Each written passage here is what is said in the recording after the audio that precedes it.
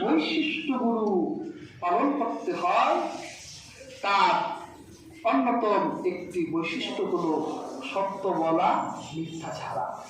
ঠিক না? হাজরি, কিন্তু এই যুগে সত্যের কোনো দাম নাই।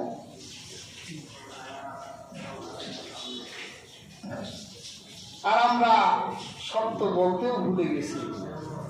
ঠিক না? যেদিকে তাকাবে মিথ্যার ছড়াছড়ি।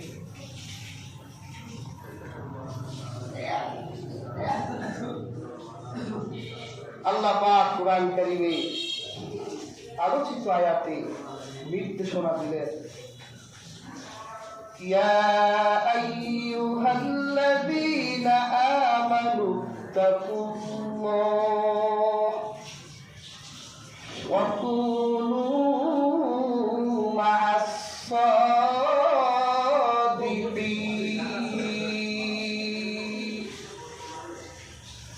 আল্লাহ পাক বলেন,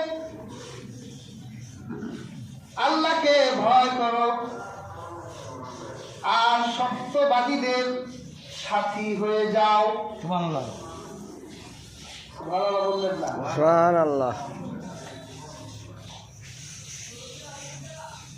এমনি তো সত্য বলি না,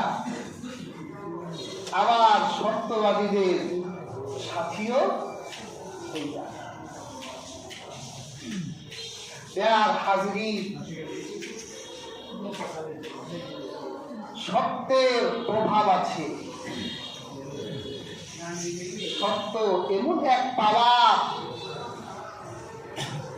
এই পৃথিবীর বুকে মিথ্যাবাদীরা তাদের মিথ্যা প্রতিষ্ঠিত করতে গিয়ে কত সত্যকে যে তারা মাটির নিচে পুঁতে ফেলেছে তার হিসাব না।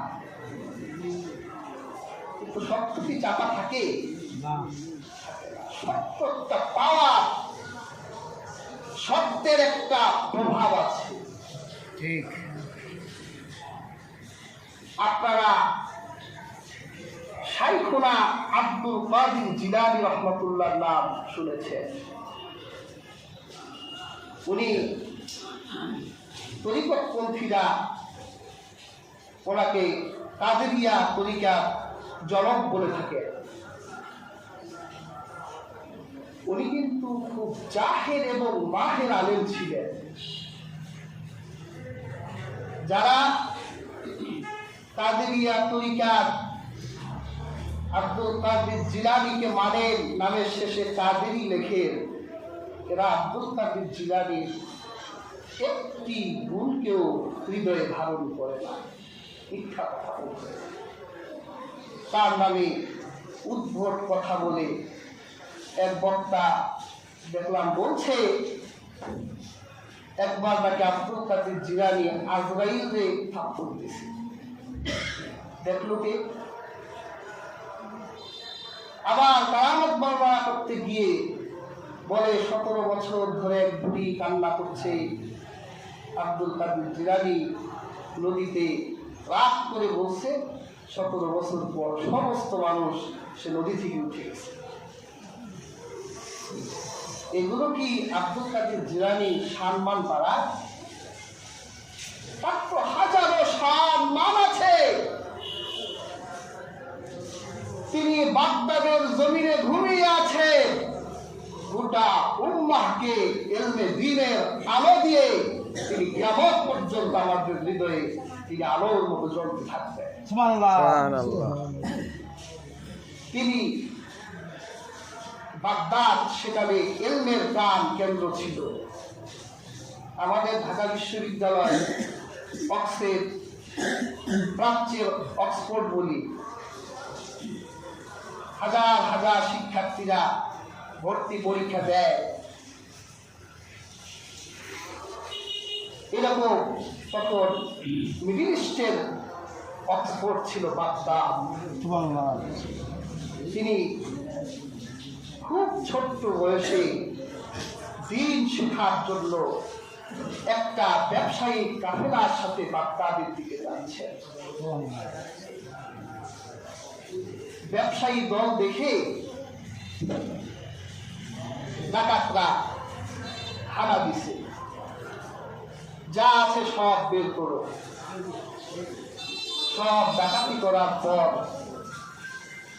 হাতাহাতি করেও যা যা পেয়েছে ডাকাতরা নিয়ে চলে যাচ্ছে।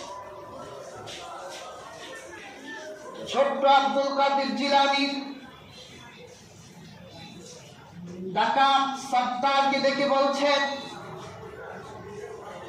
সবাই তো হাতাইলেন, আমার মা আমার আস্তিনের ভিতরে সোনার মুদ্রা লুকিয়ে আমার আস্তিন সেলাই করে দিয়েছেন।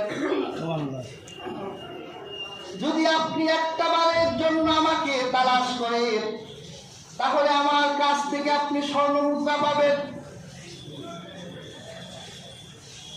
ডাকাতের ভিতরে সত্যের প্রতিক্রিয়া তার হৃদয়ে কলুষিত প্রাচীরে আঘাত বলে কি, এই মুহূর্তে সবাই নিজের সম্পর্কে গোপন রাখতে চায়, আর এই ছোট্ট শিশুটি তার হৃদয়ের কোণে লুকিয়ে থাকা সত্যটা আমার কাছে প্রকাশিত করলো। আস্তিনে হাত দিয়ে দেখলো ঠিকই তো সোনার মতো আছে। ডাকাত দুর্বল হয়ে গেল। একটা শব্দ কিরকম দুর্বল করে তুললো তাকে। আব্দুল কাদের জিলানীকে আপন কুলে নিয়ে বলতে লাগলেন, বাবা আমি তো তোমাকে তালাশও করতাম না, নিজ থেকে কেন তুমি তোমার এই গোপন সত্যটি আমাদের কাছে প্রকাশিত করলে? আব্দুল কাদের জিলানী বলল, শুনেন, আমি যখন আমার মায়ের সাথে তার বিছানায় ঘুমাসতাম, আমার মা তার নরম হাত দিয়ে আমার শরীর বুলাই দিতেন, আর ছোটবেলায় আমাকে নসিহা করতেন, বাবা মানুষের সাথে কখনো মিথ্যা বলবা না, যখনই তুমি মানুষের সাথে কথা বলবে সত্য কথা বলবে। আমার মা এইরকম আমাকে সব অ্যাডভাইস করত। আমি আমার মায়ের থেকে এইরকম নীতি কথা শিখে বড় হয়েছি।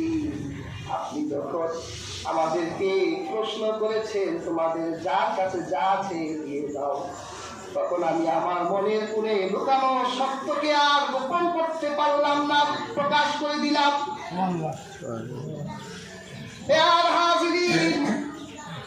একটা সত্য ডাকাতির একটা দলকে পরিবর্তন করে দিলেন। ডাকাতরা বাচ্চাটির কপালে চুমু খেলেন আর বললেন, তোমার কাছ থেকে যেই সত্যের উপদেশ জানলাম, তোমার কাছ থেকে সত্যের যেই শিক্ষা পেলাম, আজ থেকে আমরা ডাকাতি ছেড়ে দিলাম। আজ থেকে আমরা কোনোদিন মানুষের সাথে মিথ্যা বলব না।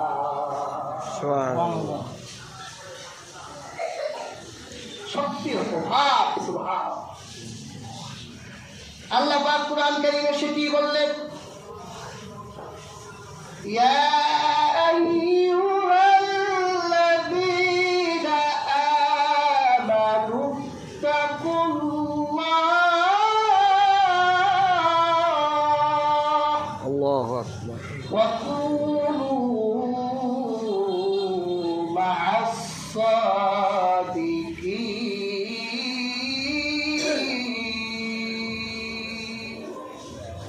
আল্লাহ পাক বললেন, আল্লাহকে ভয় করো আর সত্যবাদীদের সঙ্গী হয়ে যাও, যারা আল্লাহকে সত্যরূপে গ্রহণ করেছে, যারা মুহাম্মদ সাল্লাল্লাহু আলাইহি ওয়াসাল্লামকে সত্য রাসূল জেনেছেন, আর জীবনে চলার পথে যারা সত্যের উপর জীবন যাপন করে তাদের সাথী হয়ে যাও।